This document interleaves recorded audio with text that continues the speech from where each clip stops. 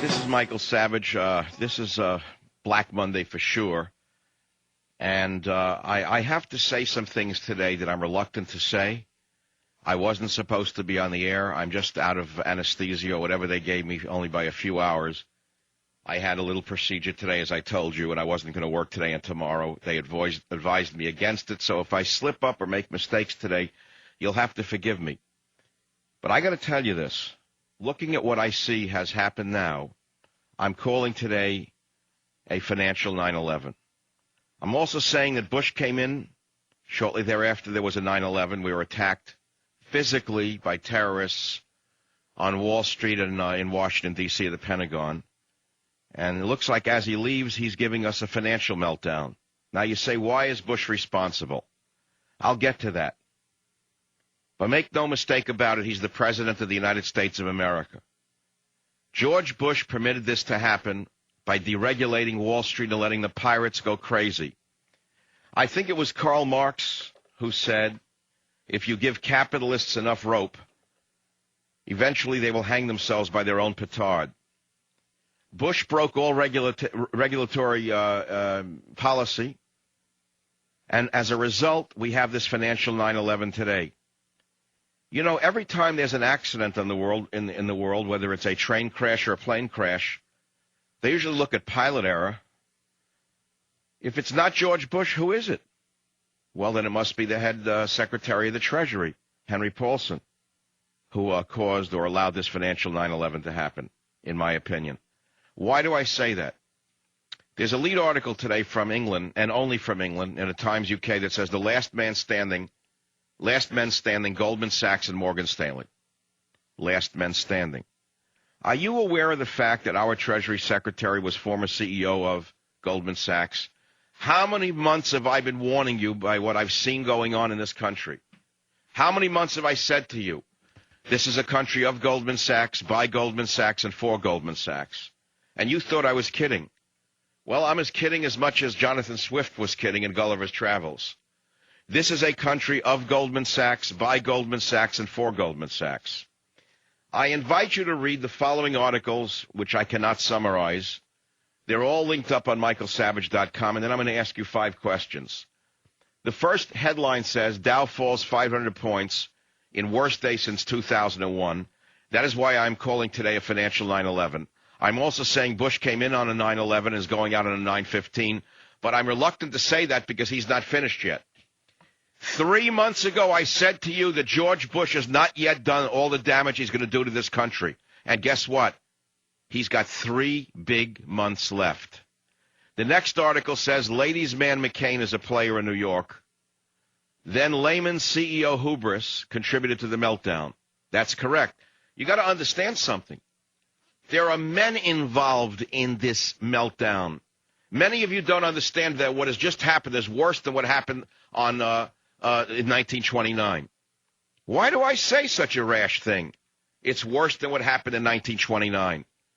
Well, if you don't believe me, then why don't you listen to the opening speech that we played by Alan Greenspan, who said the U.S. is in a once-in-a-century financial crisis.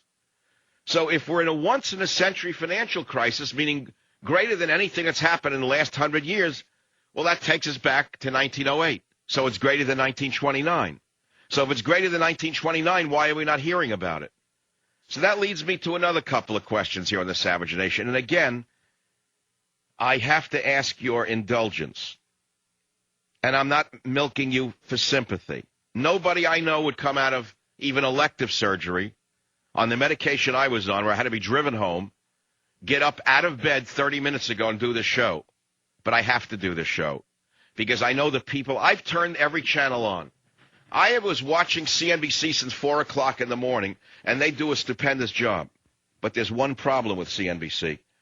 They will not name names. It's all a cozy old girls club. They will not call for an investigation because they know if they do, they would wind up losing their access to leaders on Wall Street.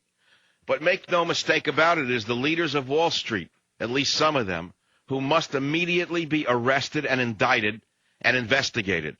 They must be. Why is nobody else in America but Michael Savage demanding a governmental investigation of what has happened on Wall Street. The question to you is, who should be indicted and tried for this debacle? Do you agree with Bush that you should be satisfied with Paulson and Bernanke? Now I'm going to remind you of something else. After Osama bin Laden attacked us on 9/11/2001, he said he did so because he attempted to destroy our economy, so he hit Wall Street. He wanted to hit our economy. What Osama bin Laden dreamed of doing in 2001 has now been done in 2008 by homegrown terrorists. But they didn't do it to destroy this country. Make no mistake about it. The greedy pirates of Wall Street did it strictly for serve their own purposes.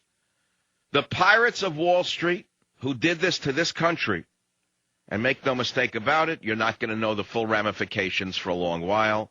The pirates of Wall Street who did this to us have done more damage than Osama bin Laden did to our financial systems. Who did it? Why no calls for an investigation on any channel? What must we the people do to take our country back from these thieves? Why were limits on speculation withdrawn by George Bush in 2004? They were allowed to speculate at a number of 15-1 in certain financial instruments. Bush broke that off and said, now go to anything you want. They went to 70-1, the gangsters. Who benefited from this? Why no answers on why Paulson is not forced to step aside because of appearances of conflicts of interest? Let me repeat that again. I am not accusing Henry Paulson of a conflict of interest, but I will ask this question. If the Secretary of the Treasury is the former CEO of the last man standing on Wall Street, Goldman Sachs, do you not think that presents itself as a conflict of interest? Goldman Sachs and Morgan Stanley face questions, says the article. As the only two independent Wall Street brokerages standing, Goldman Sachs and Morgan Stanley will face a barrage of questions at their third quarter announcements this week.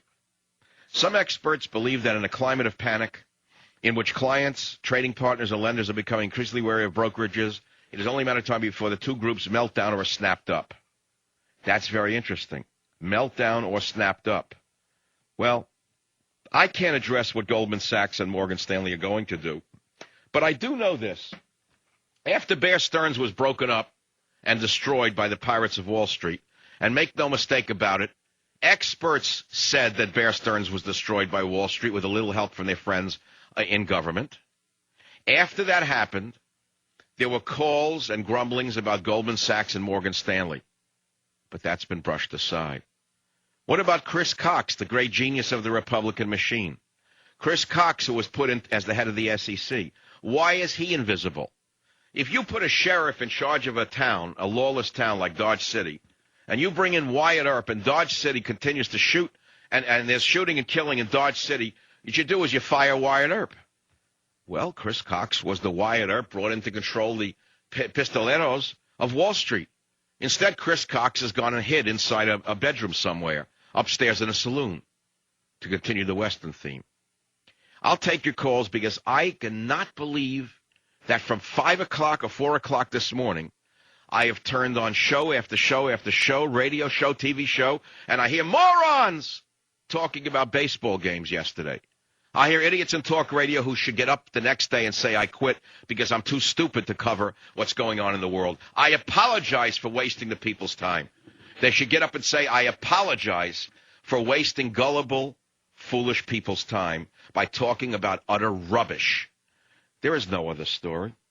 This is Black Monday. Bush brought in 9/11 in the sense that when he entered politics, we had 9/11 shortly thereafter. And now as he's going out the door, we have 9/15. So today's show is called From 9/11 to 9/15, a financial 9/11. It's a whodunit. It's a mystery story. So again, America, savage America, wake up, because this didn't happen by accident. This did not happen